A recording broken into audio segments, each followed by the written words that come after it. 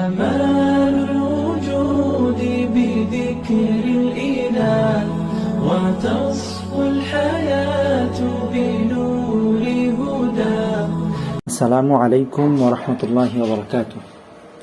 الحمد لله وحده والصلاة والسلام على من لا نبي بعده أما بعد. আমাদের ইতিপূর্বের ঘোষণা অনুযায়ী আমরা যা বলেছিলাম প্রতি পারার সারমর্ম আলোচনা করব ইনশাআল্লাহ।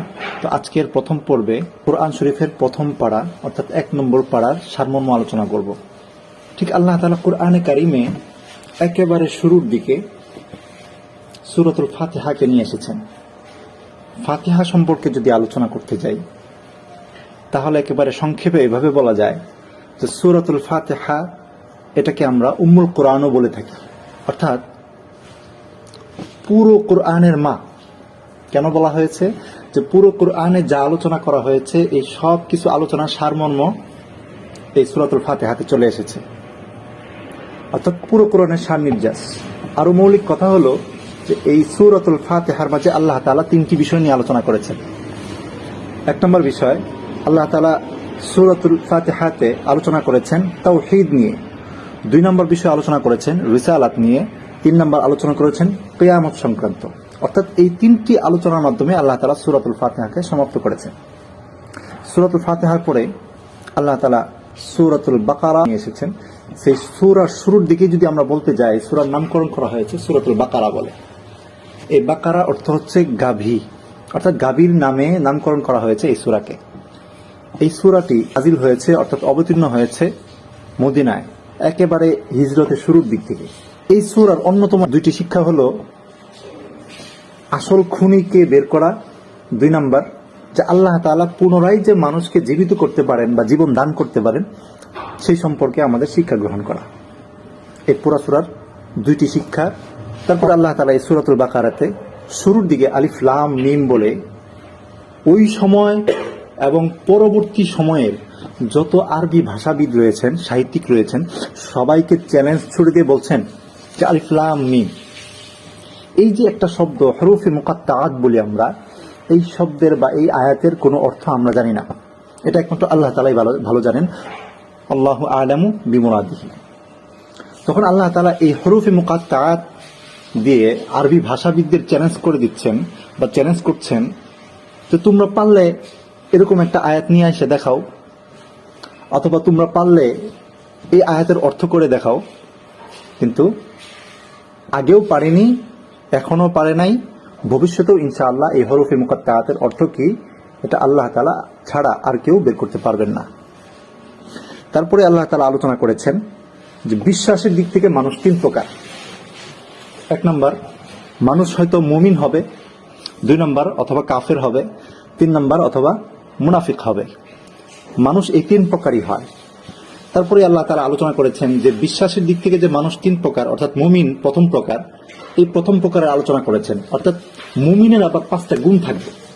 5টি গুণের অন্যতম একটি গুণ হচ্ছে মুমিন ঈমান বিল গায়ব, অর্থাৎ গায়বের উপর ঈমান আনবে। 2 নম্বর, তারা সালাত কায়েম করবে। 3 নম্বর, তারা যাকাত দিবে। 4 নম্বর, তারা সমস্ত নবী রাসূলের উপর বিশ্বাস স্থাপন করবে, অর্থাৎ সমস্ত নবী রাসূলের উপর যে সমস্ত কিতাবাদি নাজিল হয়েছে বা আল্লাহ তাআলা নাজিল করেছেন সেগুলোর উপর তারা ঈমান আনবে। 5 নম্বর, মুমিনরা আখিরাতকে বিশ্বাস করবে যে ভবিষ্যতে একটা কি হবে, কিয়ামত আছে বা আখিরাত আছে, অন্য একটি ধাপ আছে। লক্ষণীয় আরেকটি বিষয় হলো যে আল্লাহ তাআলা মুমিনদের আলোচনা করেছেন 4টি আয়াতে, কাফেরদের আলোচনা করেছেন 2টি আয়াতে, আর 13টি আয়াতে আলোচনা করেছেন মুনাফিকদের সম্পর্কে। এরপরে আল্লাহ তাআলা আরো কিছু আলোচনা করেছেন, বিশেষ করে মুসলমানদের বা মুমিনদের কি কি গুণ থাকা যাবে না এই সংক্রান্ত।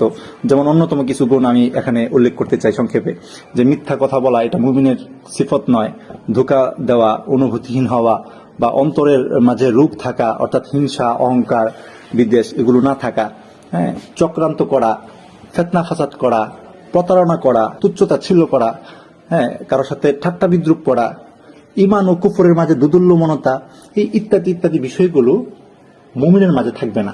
অতঃপর আল্লাহ তাআলা হযরত আদম আলাইহিস সালাম ও হাওয়া আলাইহিস সালাম সম্পর্কে আলোচনা করেছেন।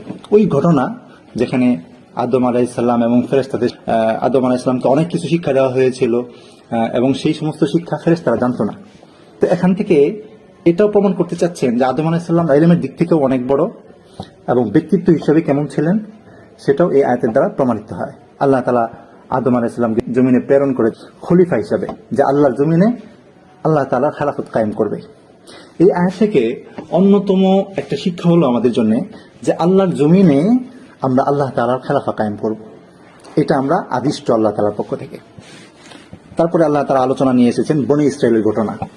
লম্বা চৌড়া আলোচনা কোরআন শরীফের বিভিন্ন জায়গায় আলোচনা এসেছে, তবে সূরাতুল বাকারায় একটু বেশি আলোচনা এসেছে। যেমন বনি ইসরাইলকে আল্লাহ তাআলা একেবারে পৃথিবীর শুরু থেকে এই পর্যন্ত সব থেকে বেশি নিয়ামত দান করেছেন বনি ইসরাইলদেরকে, এর থেকে বেশি নিয়ামত আর কাউকে দেন নাই। তো এই বনি ইসরাইলদের সম্পর্কে আলোচনা করেছেন, বিভিন্ন ঘটনা এখানে এসেছে। আবার বনি ইসরাইলরা দাবি করত যে আমরাই একমাত্র জান্নাতের হকদার, অধিকারী। এটা একটা তাদের হাস্যকর দাবি ছিল। এই সম্পর্কেও আল্লাহ তাআলা এখানে আলোকপাত করেছেন। সর্বশেষ আল্লাহ তাআলা 1 নম্বর পারার সর্বশেষ দিকে আলোচনা করেছেন মিল্লাতে ইব্রাহিম নিয়ে, অর্থাৎ ইব্রাহিম আলাইহিস সালাতু ওয়াস সালাম যে সমস্ত কঠিন কঠিন পরীক্ষা দিয়েছেন এবং পরীক্ষাগুলো থেকে উত্তীর্ণ হয়েছেন ঈমানের সাথে, দৃঢ়তার সাথে, সে সম্পর্কে আল্লাহ তাআলা আলোচনা করেছেন। 1 নম্বর পারার শেষের দিকে আল্লাহ তাআলা বলছেন, যারা মিল্লাতে ইব্রাহিম থেকে বিমুখতা প্রদর্শন করবে, মুখ ফিরিয়ে নেবে, তারা হলো হতভাগা, দুর্ভাগা। তা আমাদের উচিত যে মিল্লাতে ইব্রাহিম অর্থাৎ ইসলামের উপর বিশ্বাস রেখে ঈমান এনে সারাটা জীবন অতিবাহিত করা। আল্লাহ তাআলা আমাদেরকে এই 1 নম্বর পারার উপর যে সমস্ত আলোচনা করা হলো, এই আলোচনাগুলো বুঝে আমল করার তৌফিক দান করুন। ওয়া আখিরু দাওয়ানা আলহামদুলিল্লাহি রাব্বিল আলামিন।